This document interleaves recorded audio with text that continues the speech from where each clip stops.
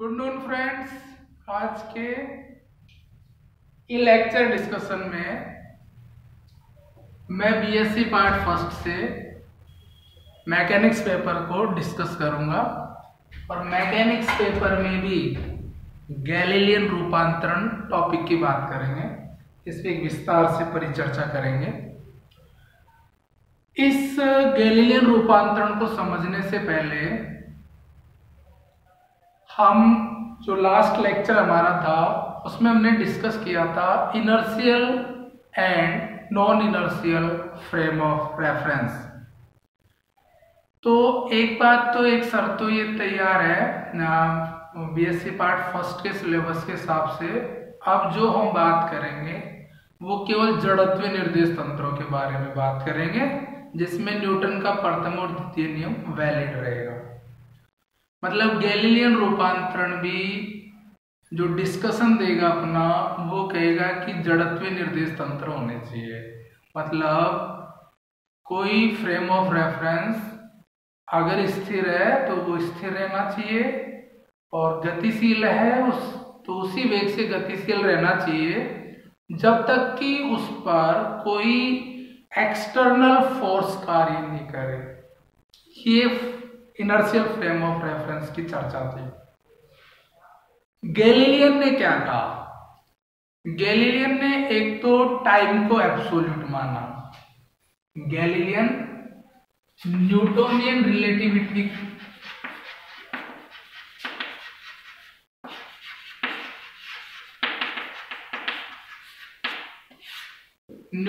Relativity का पालन करेगा, जिसमें टाइम को एब्सोल्यूट लिया।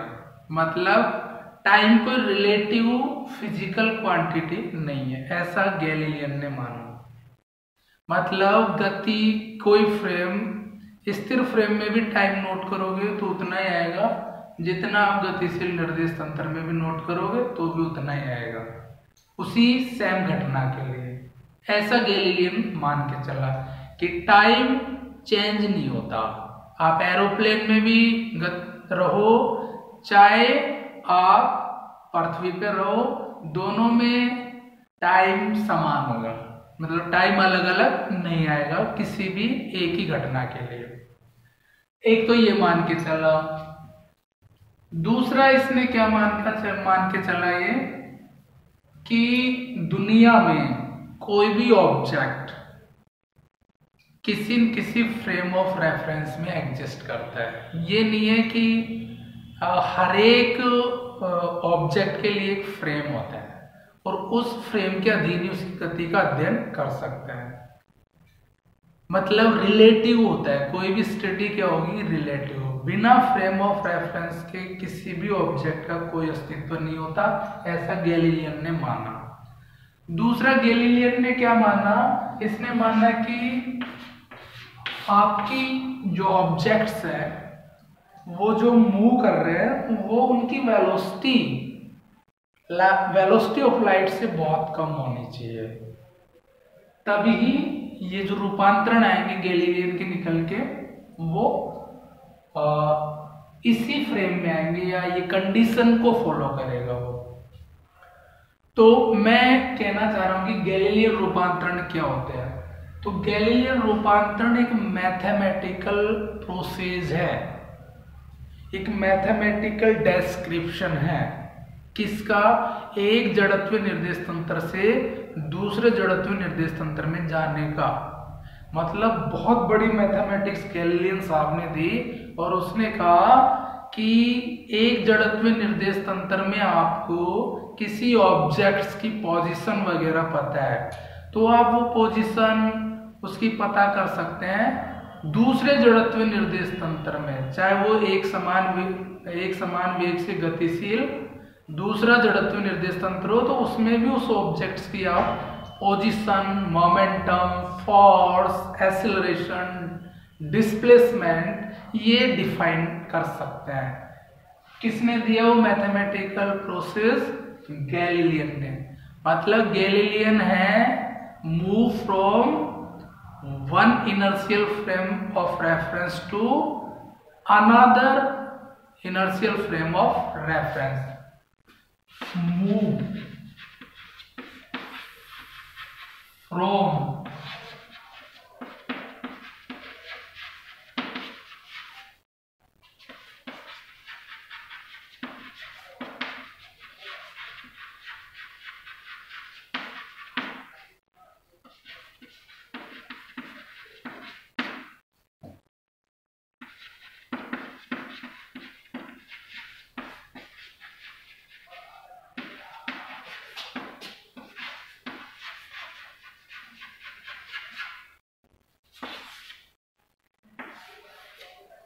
एक लाइन में परिभाषा है इसकी, एक जड़त्वीय निर्देश तंत्र से दूसरे जड़त्वीय निर्देश तंत्र में जाना।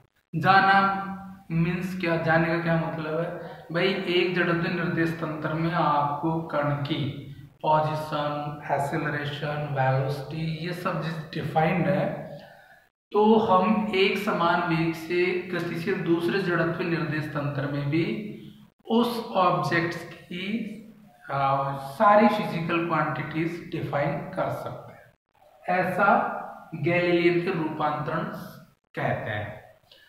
और इसने इसके लिए एक मैथमेटिकल प्रोसेस दिया है, वो हम डिफाइन करना चाह रहे हैं कि क्या है। जैसे पोजीशन का गैलीलियन रूपांतरण क्या होगा, तो दुनिया में पोजीशन फंडामेंटल है। किसी भी चीज की स्थिति का पता कर लो, आप उसकी सब चीजें डिफाइन कर लोगे। तो मेन जो फंडामेंटल्स हैं फिजिक्स का, जो सब चीजों की आप स्टडी, जैसे आप तो अपने ऊपर ले लो, नेचर को देख लो, किसी भी व्यक्ति के बारे में विस्तार से परिचर्चा कब कर सकते हैं आप, जब उसकी पोजीशन, ग्राउंड स्टेट पोजीशन देख लें कि क्या स्थिति है उसकी। तो आप जैसे उसकी लोकेशन ट्रेस हो जाती है, तो उसके मोमेंटम्स आप निकाल सकते हैं। वहाँ से इंटरेक्शन के माध्यम से लोगों से इंटरेक्शन कर लेंगे आप, कितना इंटरेक्शन फील्ड है, क्या उसकी पोटेंशियल होगा, कितनी उसमें पावर होगी, कितने उसके टर्म्स होंगे, ये सब चीजें डिफाइन हो जाएगी। तो all things are secondary, position is primary. Position define हो गई तो एवरीथिंग विल बी डिफाइंड। तो सबसे पहले हम रूपांतरण जो करेंगे गैलीलियन रूपांतरण, वो करेंगे पोजीशन का।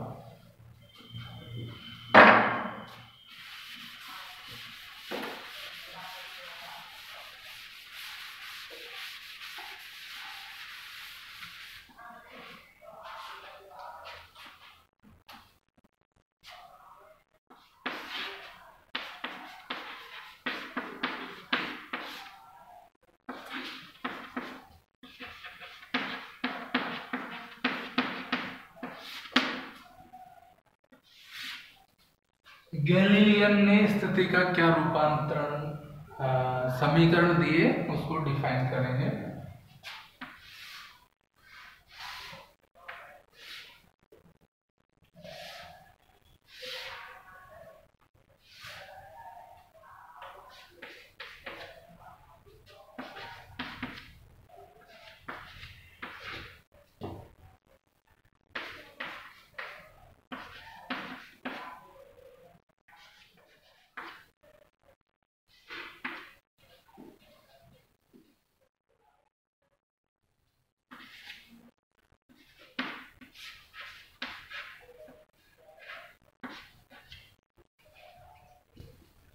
दो जड़त्वीय निर्देश तंत्र है एस और एस डैश, जिसमें से एस निर्देश तंत्र स्थिर है, तो जड़त्वीय होगी स्थिर ही रहेगी, और एस डैश जड़त्वीय निर्देश तंत्र, एस जड़त्वीय निर्देश तंत्र के सापेक्ष एक समान वेग v से गतिशील है। तो एक समान वेग हो गया तो वो भी जड़त्वीय होगी।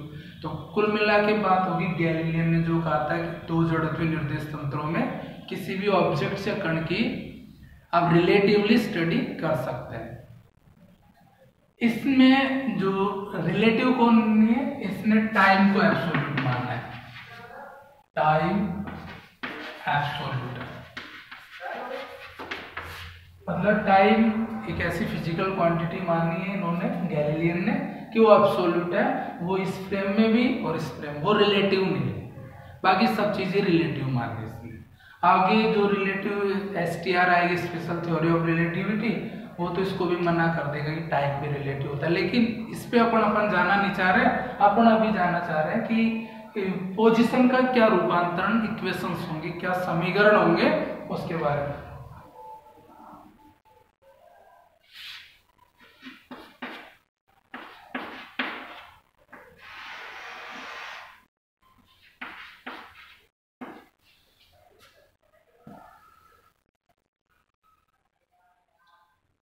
कोई कण P है, P बिंदु पर कोई कण स्थित है, उसका पोजीशन वेक्टर एस जड़त्व निर्देश तंत्र के सापेक्ष r वेक्टर है और एस डैश जड़त्व निर्देश तंत्र के सापेक्ष r डैश है।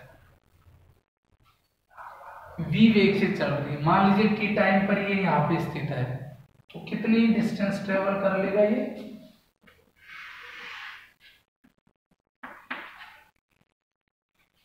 v वेग से चल रही है, t टाइम पे है, तो ये vt हो जाएगा, v इंटू टी। मुझे एस जड़त्व निर्देश तंत्र में, मतलब जो स्थिर निर्देश तंत्र है, उसमें सब कुछ पता है ऑब्जेक्ट के बारे में, कण के बारे में। मुझे पता करना है एस डैश जड़त्व निर्देश तंत्र में जो गतिशील एक समान, मतलब मैं कहने का मतलब यह है कि कोई ट्रेन है, वो 40 किलोमीटर प्रति घंटा की रफ्तार से वेग से एक समान वेग से गतिशील है। मेरी पोजीशन पृथ्वी पर क्या है वो मुझे पता रहेगी, ये पोजीशन है, तो मैं मेरी पोजीशन को उस एक समान वेग से गतिशील जड़त्व निर्देश तंत्र में ज्ञात करना चाहता हूं, तो वो ज्ञात किया जा सकता है बाय गैलीलियन ट्रांसफॉर्मेशन इक्वेशन। तो क्या होगा, ये त्रिभुज बन जाए, इस त्रिभुज में ओ डैश पी में वेक्टर ट्राइंगल रूल लगा देंगे त्रिभुज सदिश नियम से। त्रिभुज ओ डैश पी में वेक्टर ट्राइंगल रूल लगाने पर, वेक्टर ट्राइंगल रूल लगाने पर क्या हो जाएगा, O dash plus O dash P vector, और उसको कौन बैलेंस करेगा, ओपी वेक्टर। ओ डैश कितना है, वीटी है,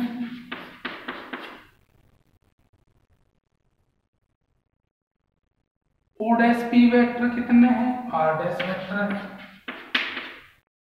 और ओपी वेक्टर कितना है, आर वेक्टर है।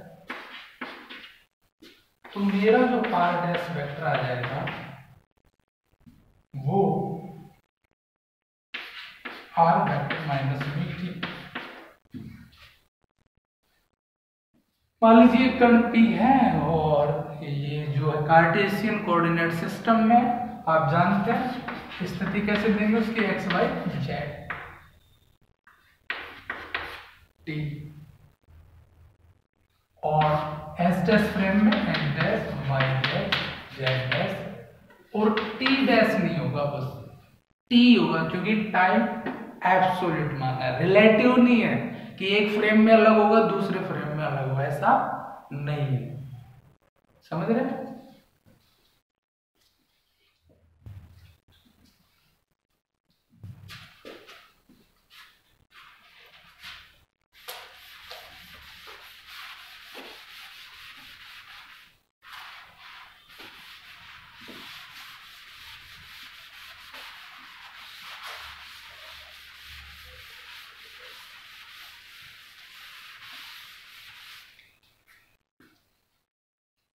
तो आर डैश क्या हो जाएगा, आप जानते हैं पोजीशन वेक्टर कैसे डिफाइन करते हैं, यूनिट वेक्टर्स या बेसिस वेक्टर्स के रूप में।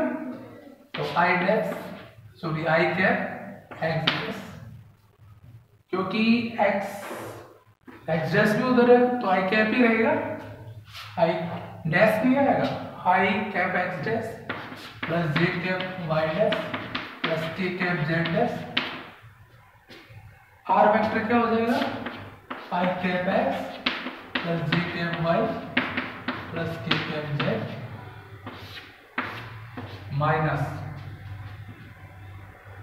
वी वेक्टर है उसको भी आई जे के फॉर्म में लिखेंगे।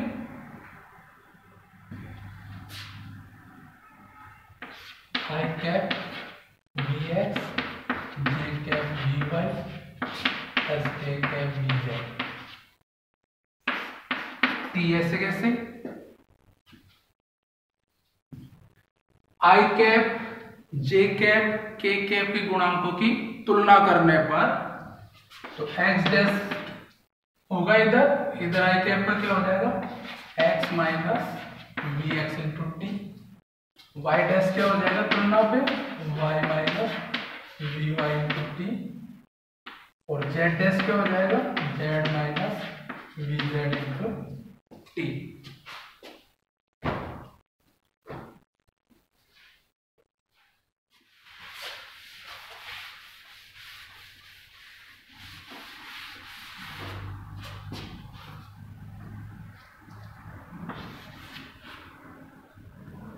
टी डैश बराबर तो टी है, क्यों, क्योंकि टाइम रिलेटिव नहीं माना गैलीलियन ने, टाइम एब्सोल्यूट माना है कि वो कितने फ्रेम ऑफ रेफरेंस हो सब में टाइम समान होता है, भौतिकी की घटनाएं सेम होती है, सेम टाइम पे होती है।